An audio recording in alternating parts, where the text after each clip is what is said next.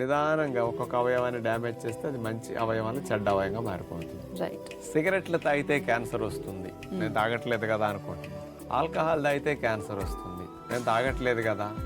అట్లాంటి లేవు కాబట్టి మాకు రాదు అనుకుంటున్నాను. మరి ఈ రెండు ఆడవాళ్ళకి లేవు. 69,000 మందికి క్యాన్సర్ వచ్చే లక్షణాలు ఎందుకు పెరిగాయి? ఇట్లా అన్ని కారణాలు అవుతున్నాయమ్మా.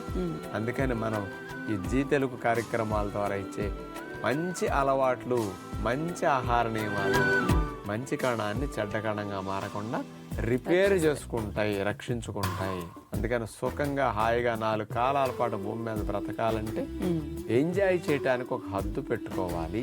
మంచి అలవాట్లు, మంచి ఆహార నియమాలు ప్రతిరోజు ఆచరించాలి. కొత్త బట్టలు కట్టినప్పుడు, పట్టు చీరలు కట్టినప్పుడు ఎంజాయ్ చేయండి, తప్పులేదు.